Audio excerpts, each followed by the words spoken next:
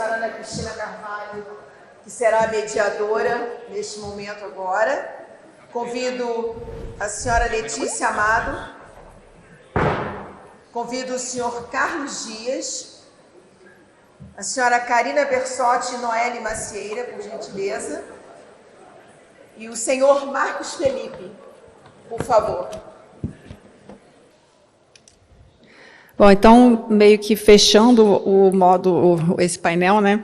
Eu fiz umas anotações aqui, eu acho que as palestras foram todas muito claras, muito, né, acrescentaram bastante, umas às outras foram meio que complementares. O primeiro, a Letícia falou dos fundamentos, dos instrumentos, das ferramentas, né, dos softwares necessários. O Carlos falou um bocado sobre as vantagens das legislações relacionadas ao BIM. Isso daí foi só num crescente, né?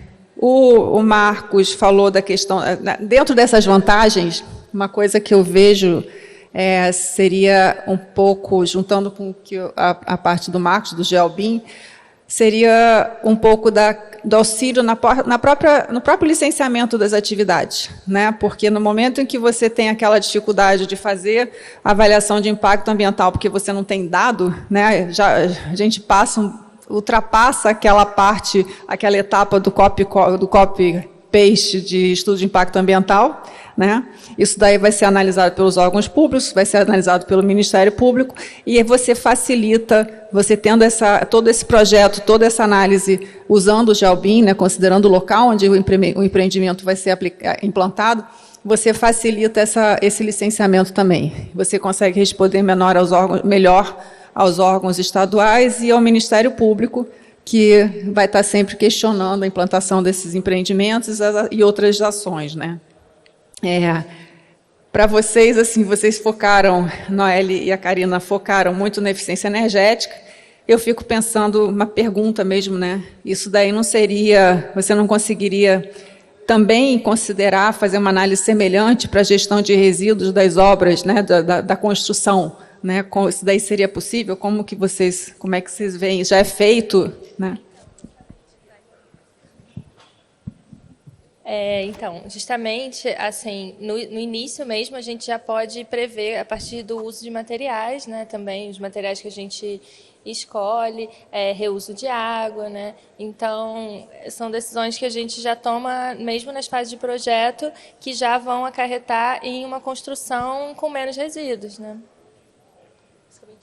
Porque é possível fazer um planejamento dessa obra. Quando a gente falou ali de usos BIM, a dimensão 4D, ela é relacionada também a um planejamento da obra. Assim, as fases do que tudo vai acontecendo. Então, a gente já faz uma organização para que aquilo flua de uma forma, assim, para que a solução final já se apresente como algo esperado, como algo já planejado, assim, realmente. Então, eu acho que é mais fácil da gente analisar dessa forma.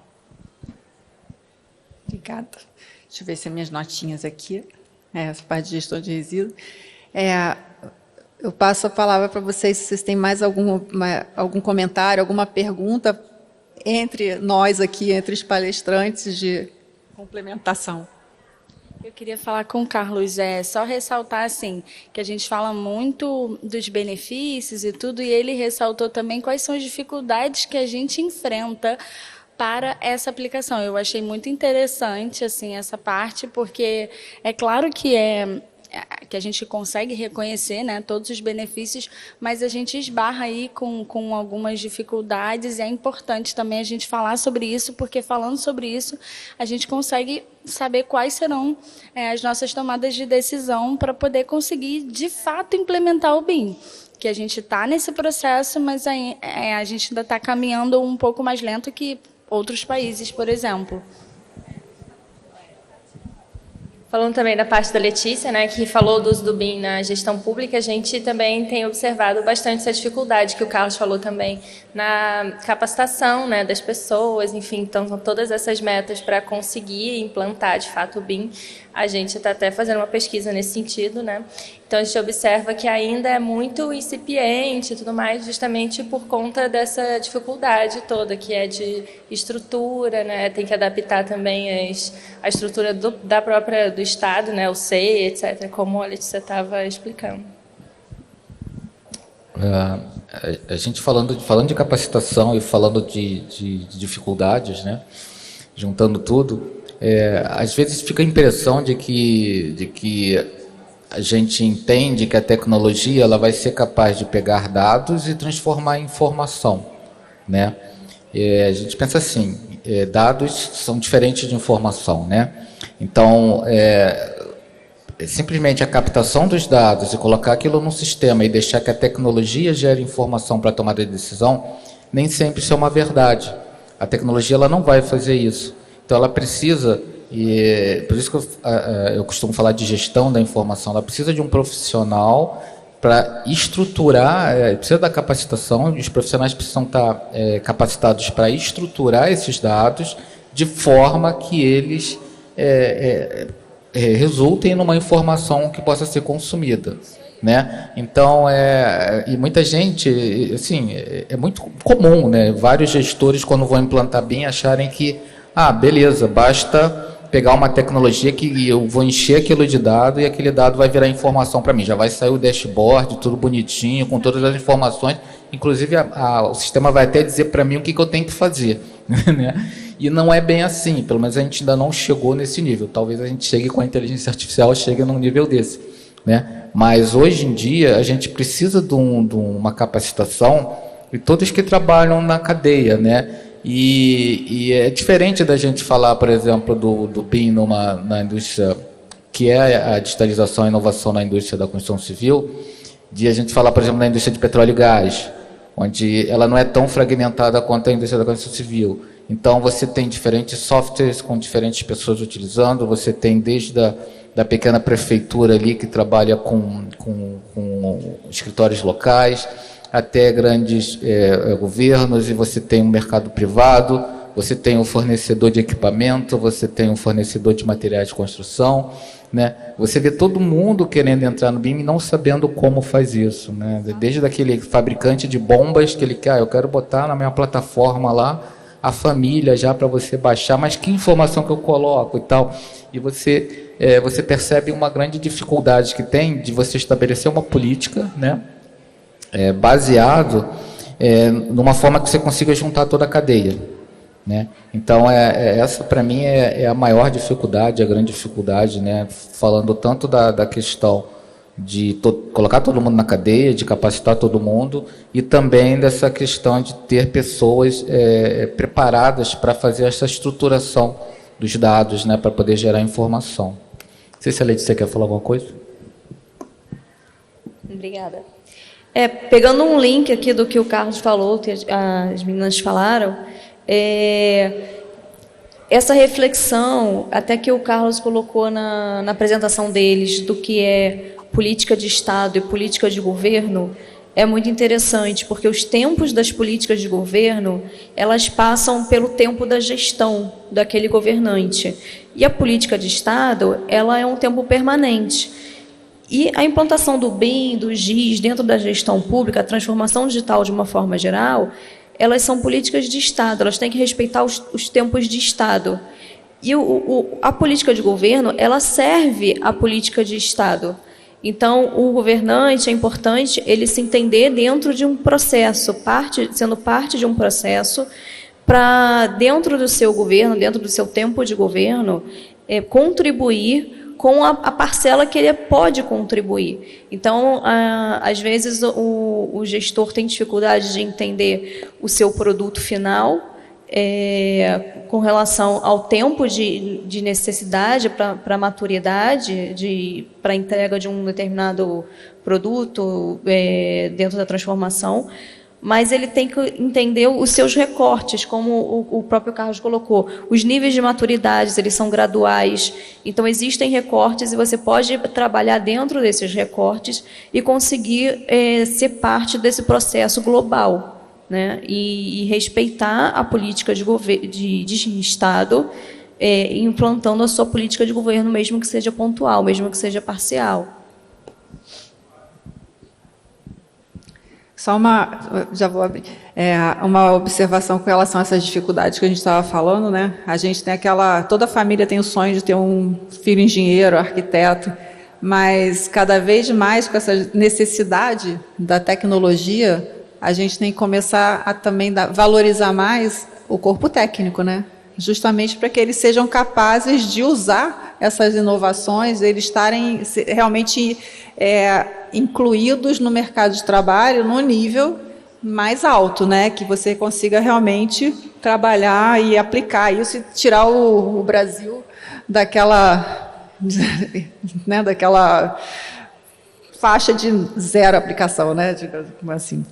Então, acho que isso daí é um trabalho que as escolas técnicas têm que focar bastante. Não adianta a gente ficar discutindo o BIM no nível universitário, se você não tem ninguém para aplicar, né? Não é a gente que vai estar botando a mão na massa lá abaixo, lá atrás. Inclusive, tem até uma frase, né, que diz assim: a cultura engole a disciplina no café da manhã. O que isso quis dizer, que quem falou essa frase? Não adianta a gente ficar só matutando, tem que fazer, se nós não criarmos um ambiente ideal, onde todas as pessoas se conversam e combinam, compartilham experiências de vida, depois experiências do ambiente de trabalho, onde ela anda, depois volta para casa, lá no trem, seja no metrô, e ela entende a correlação, a conectividade daquilo. Primeiro a gente tem que ter uma intenção de alterar uma cultura organizacional, em vez de antes querer apenas demandar a disciplina, protocolar tudo. Porque no momento que a gente pega uma geração que ainda não tinha essa adaptação, essa capacidade de compreender essa interoperabilidade entre os tipos de projetos, e impõe isso, eles só vão entender e levar para eles com muito esforço, com desgaste, às vezes até com resistência. Mas quando a gente trata isso de forma de cultura, mostra que na vida deles, no dia a dia, faz uma diferenciação, que isso leva mais para frente, garante a longo prazo um mundo melhor, um conforto maior, aí sim a gente consegue vencer mais barreiras, né, partindo sempre da academia. A gente só vai ter políticos que se comprometem em desenvolver uma política de Estado, como a Letícia bem falou, se os políticos primeiro tiverem essa capacidade, né, essa inteligência que começa na academia, começa sempre na academia, e é isso que a gente está fazendo aqui hoje, né? Bom, eu queria abrir para vocês, se tiverem alguma dúvida, alguma questão, algum acréscimo, alguma contribuição. Bom dia.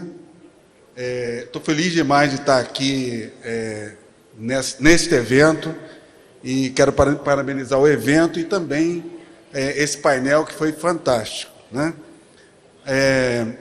Sou um dos representantes, um dos atores da gestão hídrica. Estou aqui com a camisa do Piabanha, Comitê Piabanha, mas atuo também no Comitê Guandu. Tive atuação no Comitê da Baía de Guanabara, no Comitê de Integração do Vale do Paraíba, no Fórum Fluminense de Comitês e no Fórum Nacional de Comitês de Bacia.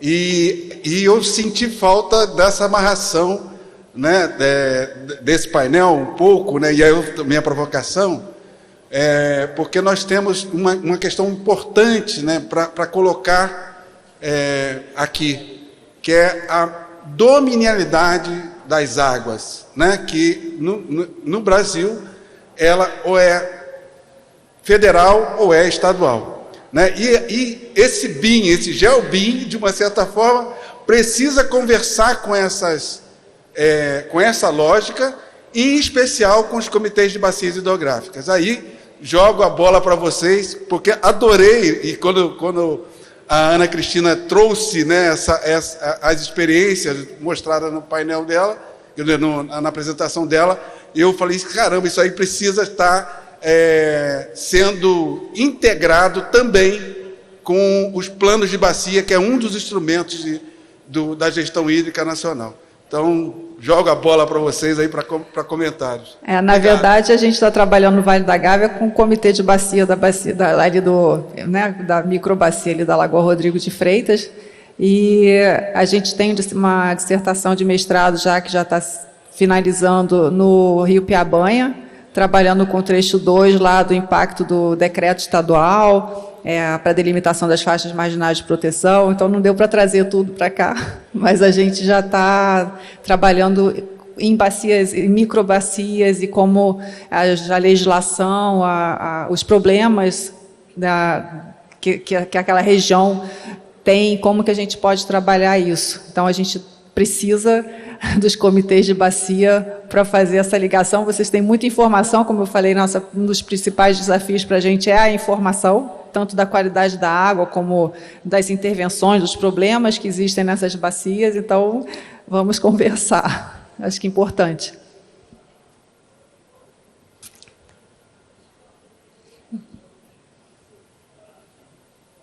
Bom dia. Também trabalho no município que está dentro da bacia do Piabanha, e a nossa cidade é uma cidade pequena e tende a crescer como uma cidade inteligente. É hoje o que o programa do governo, né, do nosso gestor atual, e a gente tem dificuldade, às vezes, de encontrar respostas por nós não termos um crescimento desordenado. Então, eu vi que a senhora está trabalhando num projeto, vi que ele também falou um pouco sobre isso. As cidades, a senhora veio Baixada, Petrópolis, aí pulou a nossa cidade, foi para Três Rios, e a gente tem dificuldade. Então, talvez, algumas dessas implementações desses recursos em cidades que ainda vão crescer e ainda podem crescer dentro de uma ótica já ordenada e muito bem visualizada pelo BIM e pelo geolocalização, a gente consegue fazer um crescimento mais adequado com um valor muito menor do que reorganizar as pessoas dentro do território ou, de repente, se a gente precisar fazer novas obras de infraestrutura. Então, se a gente consegue mapear uma cidade que ainda está em crescimento, como tem muitas no nosso estado, e daqui a pouco a gente vai colocando as pessoas nos lugares certos, talvez a gente não tenha um processo de longo prazo com sofrimento tanto financeiro quanto social. Com certeza. O GeoBIM também a gente vai trabalha com prognóstico, né? Seria ideal. A gente que tem tanto problema já de diagnóstico que a gente acaba não tendo tempo para prognóstico, mas é verdade. Vocês querem crescer? São vários fatores envolvidos para poder se chegar mesmo. Assim, é possível, sim, é possível, mas são muitas coisas envolvidas para chegar assim, num resultado de conseguir ter uma previsibilidade tão grande, né, a esse nível. Então, a questão da análise, por exemplo, pessoas que constroem encostas. Aqui são assentamentos informais, são pessoas de uma classe mais baixa. Mas, predominantemente, o crescimento urbano nos países mais desenvolvidos, as pessoas mais ricas moravam nos lugares mais altos. Então, já existem soluções em outros países, a gente tem que olhar para fora, né? Já existem formas de adaptar todas essas estruturas que hoje são informais de uma forma que eles não corram riscos geológicos, desastres geológicos, no mesmo sentido, né? Hoje a gente tem um problema lá em Veneza, que é o nível do mar crescer cada vez mais quando a água baixa. Tem até uma parte sanitária que é bem grave lá, né? Então, dessa forma também, o que eles fazem em Veneza, a gente podia buscar reproduzir aqui nas áreas que costumam alagar com grande frequência. Entendeu? Então, uma resposta que eu posso te dar hoje é o quê? Olhar para fora, trazer as práticas de outros países que já vivem isso até séculos, né? São séculos que na sociedade os povos, as pessoas com mais riquezas, a exemplo na Grécia, vão morando em aclives, em lugares mais altos, né? Tem uma questão também que assim, tecnologia a gente sabe que existe, né, para fazer tudo isso. Aí, de novo, a gente cai em política pública, né? Então, por exemplo, um evento como esse aqui é uma questão importante, mostrar o que está sendo feito, mostrar o que pode ser feito, que é mais importante até, para fomentar novas ações, né? Novas parcerias, novas universidades, né? Fazendo esse tipo de coisa. Mas, assim, eu sinto que o Brasil carece um pouco dessa política pública a nível federal, né? E que junte também outras políticas públicas de nível estadual e municipal, para que você não tenha ações dessas muito desencontradas, né? Para que você integre todas essas ações. E seria ótimo, por exemplo, se a gente tivesse um banco único de dados, um grande ambiente, né, do Brasil inteiro, onde qualquer pessoa no Brasil pudesse saber particularidades de determinada região. Isso ia facilitar muito a gestão, né? Mas são ações que a gente sabe que o Brasil é muito grande, são ações também que demoram tempo para você implementar isso. E o começo é exatamente o que a gente está fazendo aqui, né? O que todo mundo está fazendo aqui.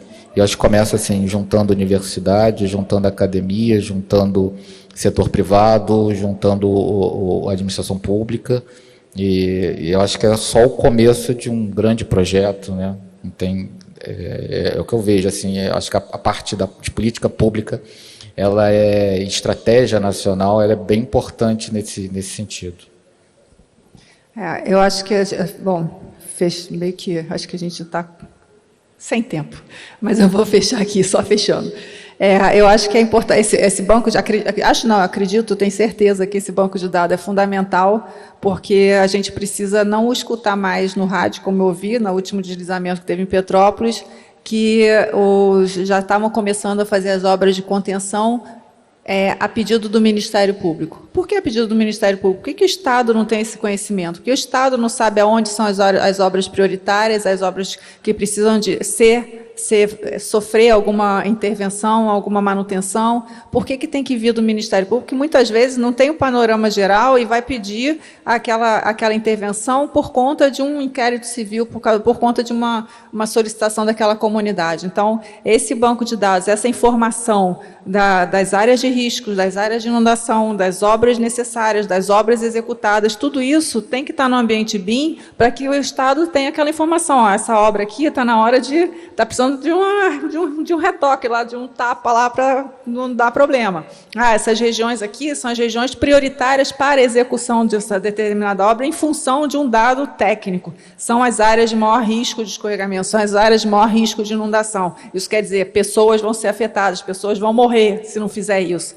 Então, acho que isso daí é uma contribuição que a gente pode ter nesse projeto, que eu acho que esse tempo são projetos, não é um projeto que a gente precisa de tempo para juntar essas informações, mas eu acredito que a gente já esteja no caminho certo, gerando essas informações, né? Então, agradeço a todos vocês, agradeço o convite para participar desse painel e a presença de todos.